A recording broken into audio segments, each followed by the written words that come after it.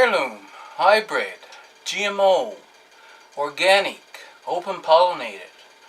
What do they all mean? It's a question that seems to come up over and over and over and over. And many people have attempted to answer that question, apparently not successfully. So this video is my attempt to explain these terms in a way that the common Joe or Jane can understand. Welcome back to Ecocentric Homestead. And first, I'm going to say what heirlooms are not. They are not Great Aunt Molly's orange tomato. They could be if Great Aunt Molly was an avid plant breeder, but not necessarily so. They are not something that has been handed down through generations of a family. And they are not something that is technically whole. OLD, that is. First, I'll give the short version. A simple version that you could give if somebody were to ask you what these different terms mean. And then I'll give a more in-depth version with some visual examples so that you can more understand it. If you want to understand why you can't save seed from hybrids and why GMOs are bad, you'll have to watch the full video the whole way through. Heirlooms. An heirloom is a plant that has been proven that if it self-pollinates or is pollinated by a plant of the same variety, it will basically produce a clone of itself via seed. That means if you take Tiny Tim is a heirloom tomato. If you save the seed from a Tiny Tim tomato and grow them out, you will get a Tiny Tim tomato plant that is exactly like the parent. You save seed from that plant, you will get more Tiny Tim tomato plants, and so on down generation after generation. Because each generation is a clone of the former, you can go on for infinity, saving seeds and growing out the same type of plant. The Tiny Tim tomato plant that you would grow today will look exactly the same and produce tomatoes that taste exactly the same as a Tiny Tim tomato plant that your great-great-great-great-grandfather would have grown. And this is where the heirloom name comes in. Because of this, it can be handed down just by sharing seed through human generations, just as any other family heirloom would be handed down. A hybrid is when a plant breeder takes two different varieties of heirlooms and breeds them together. Basically, they're smushing the genetics of the two different varieties together. If you take red paint and yellow paint and mix them, you know you're going to get orange paint. Likewise, plant breeders, they know that if they take this certain heirloom and this certain heirloom and cross them, they will get a plant with a set list of features. They know what features that plant will have. That is why they can sell you the seed and guarantee that you will get a plant with those features. They can name an hybrid variety. GMOs. That is genetically modified organism. It's not to be confused with genetically manipulated organism. A genetically manipulated organism would encompass all of the domesticated plants and animals that we have. But genetically modified organism, otherwise known as genetically engineered organism, is when a company, they have a plant and there's this other species over here. It could be a plant, it could be an animal, it could even be a bacteria. But it has a feature that they say it would be nice if my plant had the feature of this species. In modern days, scientists can isolate the part of the genetics of this species that produces that feature. So they separate out that portion, create a virus with it, and then with cells from this plant, they use either radiation or chemicals to weaken the genetic structure. They use the virus to inject that piece of genetic code, and trial after trial, they eventually get a cell that accepts that piece of genetic code into its own genetic structure. Then they grow it out and they have a plant with the feature of this other species. Now, for the long version. We all know about, or have heard about, the genetic code, our DNA. Your DNA is grouped into what they call chromosomes. When you are conceived, your father donates 23 chromosomes, your mother donates 23 chromosomes, making 46 chromosomes in all for a human. Chromosome number 1 from your mother pairs with chromosome number 1 from your father, chromosome number 2 with chromosome number 2, and so on. So you end up with 23 pairs of chromosomes. What I have here is a row of stones. The black represents the father's chromosomes, the clear represents the mother's chromosomes. When your body creates a cell to donate chromosomes to your offspring, it will go through these 23 pairs and randomly select either your mother's chromosome or your father's chromosome. Now, in so doing, if I were to select the left or right rock here, I can make a row of 23 rocks in 529 different combinations.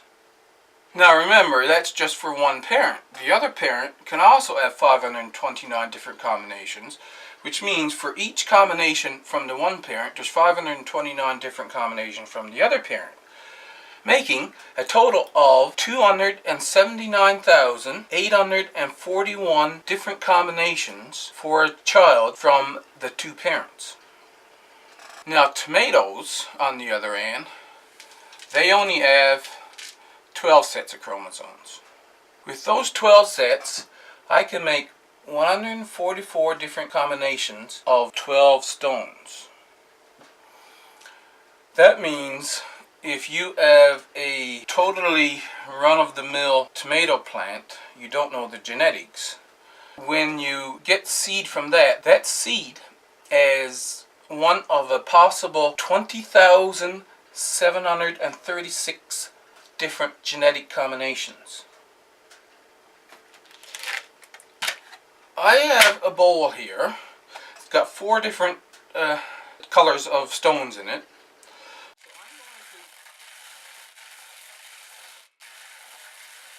I'll mix them around and I'll take out a handful of rocks and I'll lay out just an hypothetical tomato plant. Okay, so here's our tomato plant. Each pair has a different stone, left or right, so it's in making combinations, I can still make my 144 different combinations by selecting left or right from each pair. And apparently there's no dice in this house. So I have a bag of Scrabble tiles here. I've marked a 1 or a 2 on the back of each tile. I'm going to pick out 12 tiles. If I pick out a 1, I will select the left rock. If I pick out a 2, I will select the right rock. And we will make an hypothetical genetic lineup for a pollen grain.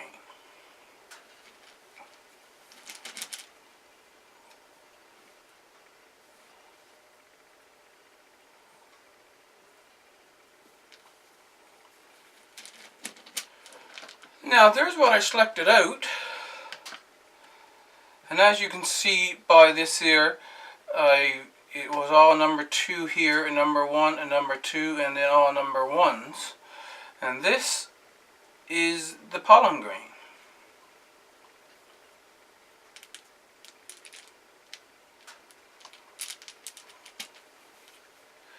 Now, I'm going to move this over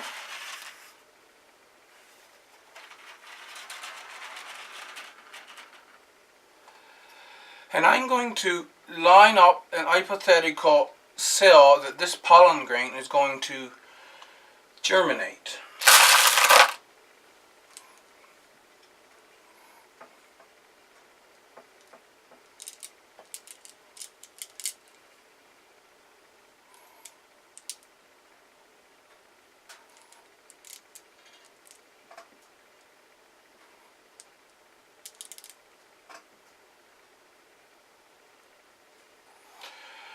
Okay, so now here we've got our pollen grain, and over here we've got the ovule. That's the cell in the base of the flower that the pollen grain is going to fertilize, and they combine the two and you make a full cell. It'll grow into a seed and the fruit grows around it.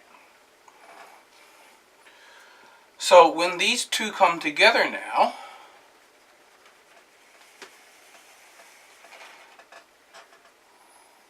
we'll bring them together.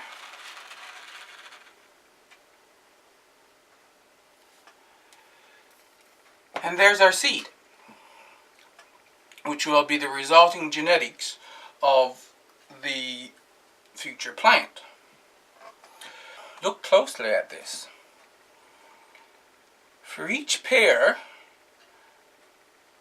the color is the same, both left and right. I can still make the 144 different combinations with respect to selecting left or right. But it doesn't matter because the lineup of colors will be the same for every one of those 144 different combinations. For that reason, the only genetics in the pollen grain or ovule that this plant can produce is this. It can't produce anything else. And this is why, if this plant is self-pollinated, or it's pollinated with a plant of the same variety, it will produce the same exact plant every time, because it can't give any other combination of genetics.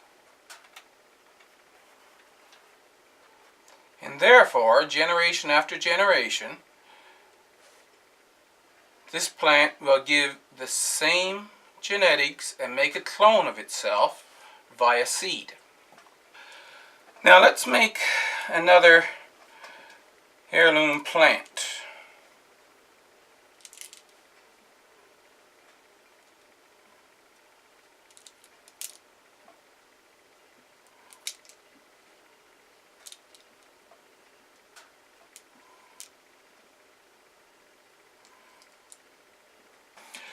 Now here's our second heirloom plant. You can see that each pair, both rocks are the same color.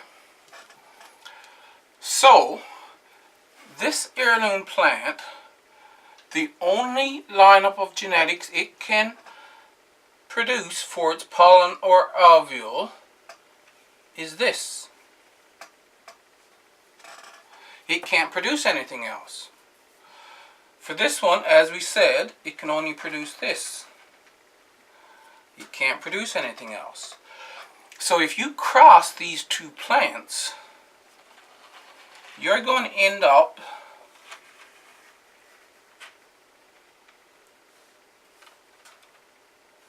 with this. There is no other possibility between when you cross those two plants other than get a plant with this genetic lineup. That is why they can say, yes, it is this variety and it will have these features. Now, we're back to this again. If you try to say seed from this, every seed will have a possibility of 20,736 different varieties. Two of those possibilities will be like one of the other heirlooms. One of those possibilities will be like the hybrid.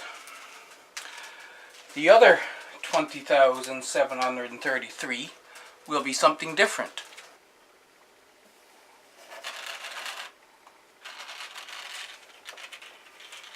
Now back to the GMO idea.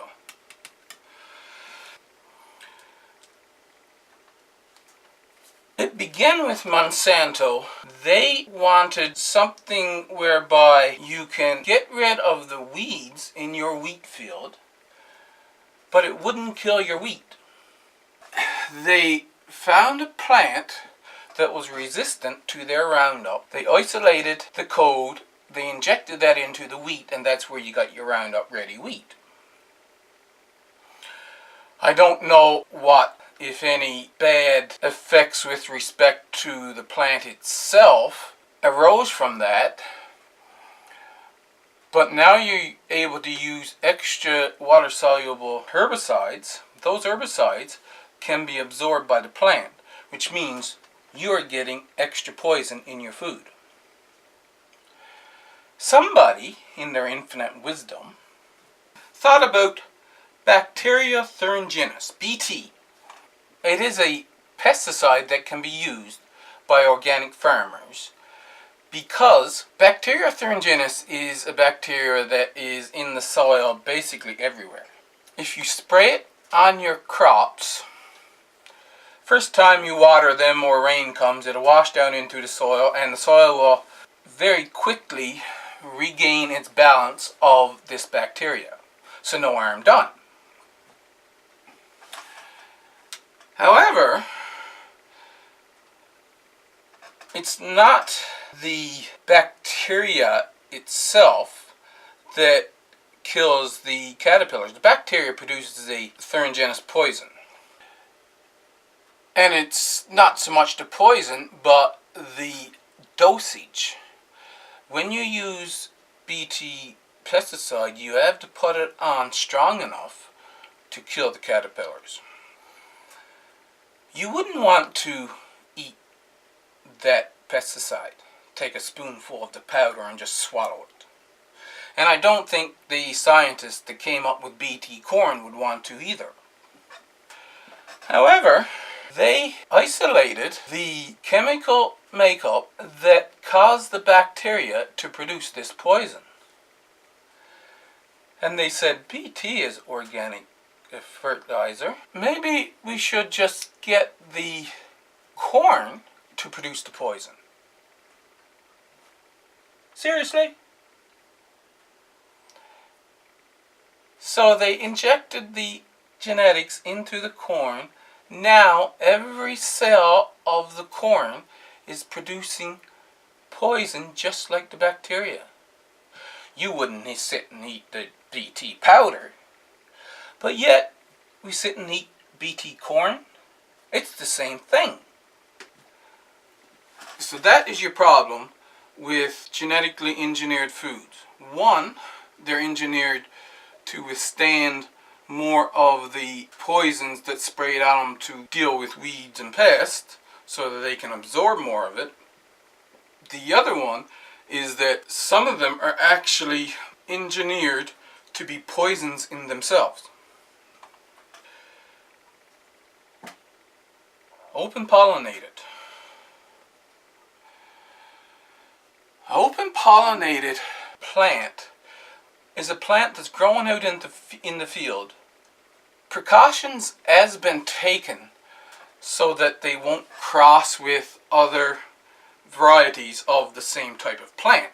So if you're growing cucumbers and you want to keep heirloom cucumbers, two different varieties, you have to separate them by a certain distance. However, they are left to the nature's pollinators to pollinate them. So in theory, a pollinator could still fly from one variety to the other and cross-pollinate them, in theory. It's highly unlikely, but the slight possibility is there. That's why they have to designate it as open pollinated. It's still heirloom, but there is that very small possibility that there might be a cross with something else. I grow my carrot seed out here.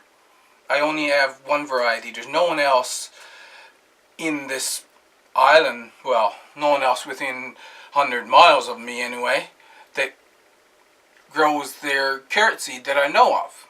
But we have Queen Anne's lace, which is a relative of carrots.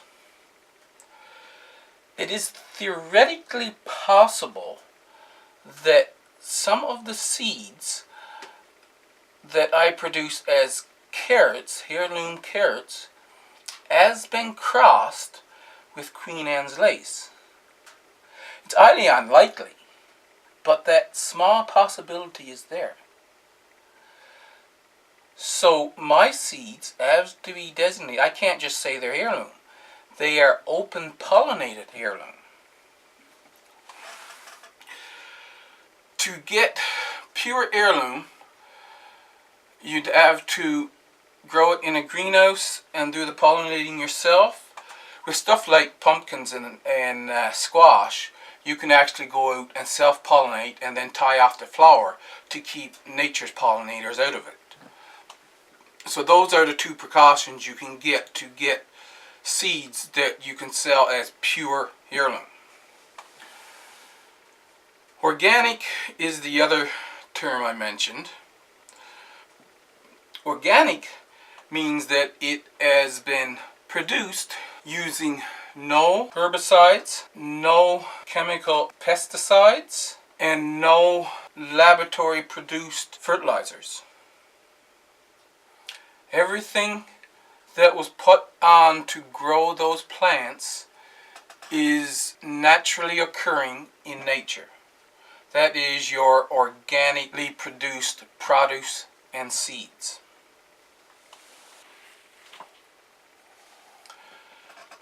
That is the explanation of heirlooms, hybrids, GMO, organic, and open pollinated.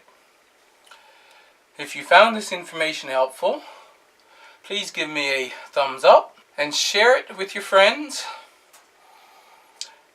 If you are not subscribed, maybe you would like to. There is a lot of the scientific side of things I will be showing on this channel, as well as my experiments with what grows here with respect to a Zone 5 boreal forest. Thank you for watching, and I'll see you in the next video.